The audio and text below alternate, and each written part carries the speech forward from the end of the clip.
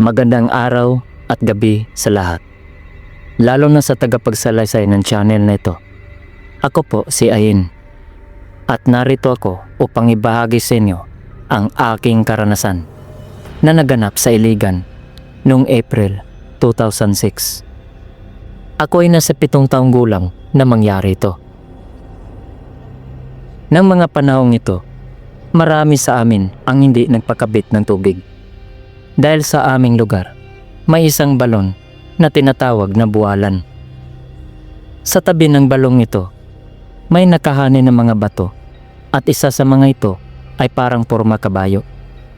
May malaking punong baliti rin doon na naglalaan ng lilim sa balon at nagdudulot din sa akin ng takot. Sapagkat tuwing dumadaan ako roon, nakakarinig ako ng mga tunog.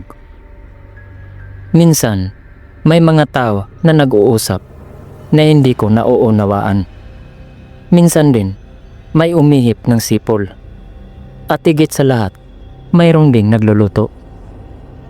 Ngunit hindi ko naisip na magkakaroon din pala ako ng kaibigan doon.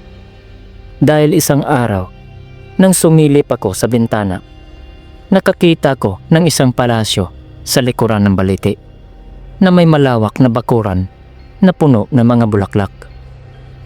Maraming mga bata ang naroroon at naglalaro ng habulan. At may isang batang babae na kumaway sa akin na tila nais niyang makisali ako sa kanila. Kaya't dali-dali akong lumabas at naglakad na walang tsinelas. Pagdating ko doon, lalo akong humanga nang makita ko na mas malapitan ang tahanan, sapagkat ginto ang kanyang pinto at may mga paro-paro pang lumilipad na may kakaibang kulay at sukat na hindi ko pa kailanman nakita. Nagagandahan din ako sa kasuotan ng mga bata dahil ang kanilang mga damit ay may mga halong diamante na kumikisla pa kapag natatamaan ng sikat ng araw.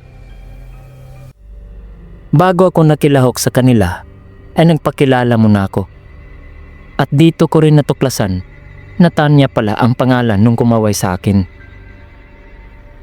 Lumipas ang mahigit 1 oras. Nagtataka ako dahil napansin ko na ako lang yata ang napagod. Samantalang sila ay malakas at masigla pa rin na parang kakasimula pa lang nilang maglaro.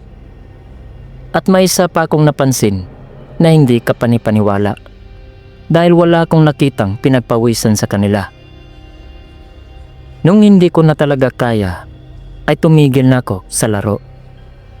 Magpapaalam na sana ako kay Tanya dahil baka hinahanap na ako ni inay. Pero pinigilan niya ako dahil gusto niyang ipakilala ko sa kanyang mga kapatid at magulang na nasa loob. Nang binuksan niya ang pinto, nasilayan ko ang kanyang mga magulang na abala sa paghahanda ng mga pagkain sa mesa. May ilang tao rin doon na sa tingin ko ay mga bisita nila. Nang makita ko ang kanilang malinis at makintab na sahig, nagdadalawang isip ako na pumasok. Dahil tiyak na madudumihan ito sa aking pag-apak. Nang makita ni Tanya na nagdadalawang isip ako sa pagpasok, bigla na lang lumiwanag ang kanilang tahanan at ang kapaligiran. Kaya napapikit ako dahil hindi ko kayang tingnan. Napakaliwanag kasi, halos daig pa ang sikat ng araw. Pero hindi ito nagtagal, agad itong nawala matapos lamang ang ilang segundo. At nang buksan ko ang aking mga mata, ang malaking mansyon ay wala na sa aking harapan. Nang umuwi ako sa bahay, sermon agad ang aking natanggap mula kay inay. At muntik pa akong mapalo ni itay ng sinturon dahil halos mabalyudo sila sa kakahanap sa akin kahapon. Sinabi rin ng itay na isang araw na daw akong nawawala. Kaya inusisan niya ako kung saan ako nagpunta kahapon at kaninong tahanan ako natulog kagabi. Lalo pang nag-init ang ulo ni inay nang marinig niya ang aking sinabi at muntik na talaga niya akong masampal dahil nag-iimbento lang daw ako ng kwento. Ngunit isang araw, nalaman din niya na hindi talaga ako nagsisinungaling. Dahil habang naglalabas siya sa balon kasama ako, bigla na lang daw akong pumunta sa likod ng balete at merong kinausap na hindi niya nakikita. Sa mga oras na yon ay tiyempong kami lamang ang naroroon sa balon. Agad niya akong nilapitan at hinila palayo dahil siya ay kinilabutan nang makita niya ang aking mga paa na hindi na nakatapak sa lupa. Habang kami ay naglalakad papuntang bahay, tinanong ko siya kung maaari ba akong bumalik doon bukas upang makipaglaro sa kaibigan ko. Nalungkot ako sa kanyang sagot nang sinabi niya na wag na daw akong pumunta roon dahil delikado at baka sa susunod ay hindi na ako makakauwi.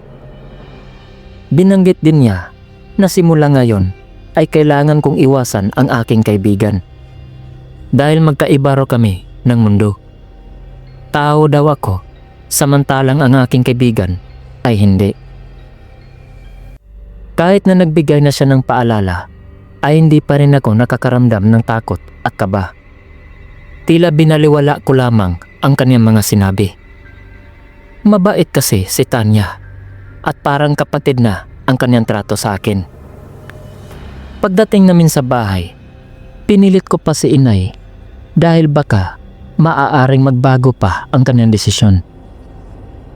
Ngunit napayuko na lang ako nung sinabi niyang wag raw matigas ang aking ulo. Nung pasado 2:00 ng hapon, nagpaalam sa akin si inay na lalabas muna siya upang maganap ng panggatong. Nais ko sanang lumabas din para bumalik sa balon. Ngunit natatakot ako dahil baka paluin na ako ni inay ng sinturon kapag nakita niya akong pupunta roon. Kaya nagdesisyon na lang akong matulog. Pagkagising ko, nagulat ako dahil nakakumot na ako. Kaya dali-dali akong bumangon dahil akala ko ay nandyan na si inay at baka siya ang naglagay nito sa akin. Paglabas ko ng silid, labis akong nagulat sapagkat ibang sala ang aking nakita. Hindi ito sa amin. Ito ay kay Tanya at nakita ko silang abala sa paghahanda ng mga pagkain. Palagay ko'y parang may magaganap na selebrasyon sa oras na ito dahil sobrang dami ng kanilang bisita. Natuwa naman ako dahil sa wakas ay nakapasok na ko sa tahanang ito. Nang makita ko ni Tanya, mabilis siyang lumapit sa akin at hinila ko papunta sa mesa. Akala ko talaga na masarap ang pagkaing inihain sa mesa. Subalit, hindi pala. Nagdulot pa ito sa akin ng takot dahil ang mga pagkaing nandoon ay mga buhay. Nakita kong may mga alimango pang gumagapang sa malaking mangkok. At yung 2 manok ay tumilaok pa na nakatali sa mesa. May mga baboy din at kambing. At saka, yung kanin nila ay may iba't ibang kulay. Merong puti, pula at itim. Nakakita rin ako ng kulay kayumanggi na gumugulong sa kanilang sahig. Bilog siya at parang candy. Dinampot ito ni Tanya tapos ibinigay sa akin at sinabi niyang kainin ko raw ito. Dahil wala akong kaalaman kung anong uri ng pagkain nito, ay hindi ko ito kinain. Ibinalik ko ito sa kanya na may halong pagtataka. At nainis pa ako dahil iba na ang kanyang mga tingin sa akin na para bang may masamang balak siya. Maya-maya ay may lumabas mula sa kabilang kwarto na isang napakagandang babae at may suot itong ukit na parang kakaiba na sa telebisyon ko lang napapanood dati. Sigurado akong siya ang prinsesa sa palasyong ito dahil ang lahat ay umuyuko sa kanya. At dito ko natuklasan na kapatid pala ito ni Tanya dahil narinig kong tinawag nitong ate. Lumapit yung babae sa amin at nagtanong kay Tanya nang hindi ko naintindihan. Dahil ibang wika ang ginamit nito. Dahil dito, nagtanong ako kay Tanya kung ano ang sinabi ng kanyang ate. Sumagot siya na huwag akong mag-alala dahil hindi ako malalagay sa panganib. Kapag kakainin ko raw ito, ay ako ang magiging asawa ng bunso nilang kapatid. Bigla niyang itinuro ang batang lalaki na nakaupo sa mesa. Napakagwapo niya. Para siyang artista. Pero hindi ako nagpa-impluwensya sa kanyang mga sinabi. Dahil wala pa sa isip ko ang pag-aasawa. Bata pa kasi ako at mga laro lang ang laman ng isip ko. Naalala ko rin ang sinabi ni inay na mag-aasawa lang ako kapag ako'y nasa tamang edad na. Kaya, nang sinabi ko na kailangan ko nang umuwi, nagulat ako sa ginawa ng kaibigan ko. Nang bigla nang isinubo sa akin ang hawak ng bilog at sinabi niyang simula ngayon ay wala na raw akong kawala at hindi na ako pwedeng tumanggi dahil kapag ginawa ko yon, paparusahan daw nila ako. At may posibilidad pa na masisiraan daw ako ng bait. Sinabi rin niya na wala nang ibang makakapag-angkin sa akin kahit na ako'y magdadalaga pa. Dahil kapag nalaman nila na may magtatangkang mangligaw sa akin, ay papatayin daw nila. Sa mga oras na yon, hindi na ako nakapaglabas ng salita. Dahil labis na akong kinabahan. Dahil sa sobrang takot ko, hindi ko na alam kung paano ko makakalabas sa tahanang ito. Bawat pinto kasi ay may nakabantay. At nakatingin ang mga ito sa akin na parang ako lang ang kanilang pinagmamasdan. Kaya't pumikit na lang ako at nanalangin sa aming Panginoon na si Allah na sana ay tulungan niya akong makaalis sa bahay na ito.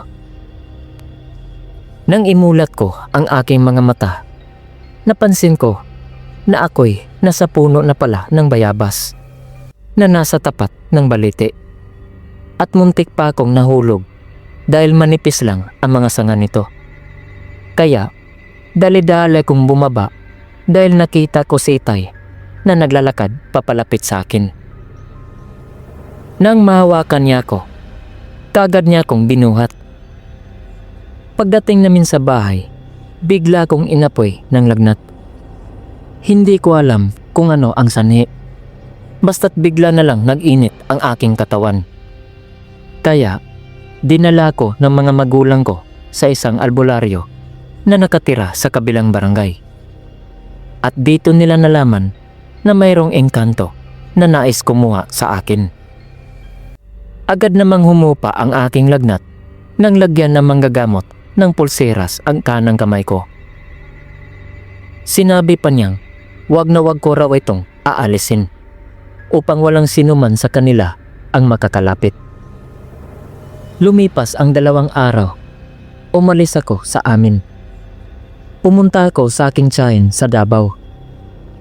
Doon na rin ako nag-aral at lumaki. Bumalik lang ako sa amin nang ako'y 18 taong gulang na. Akala ko ay wala nang manggugulo sa akin dahil mahabang panahon akong nawala sa lugar.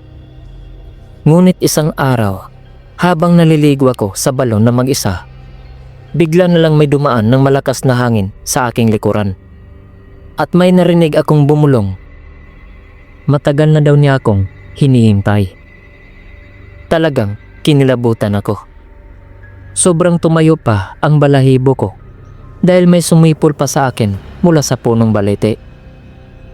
Buti na lang dumating ang pinsan ko na binata. Kaya nawala ang takot ko. Pagkatapos kong maligo, sinabi ko sa aking mga magulang na babalik na lamang ako sa Davao. Ipinaliwanag ko rin sa kanila ang dahilan.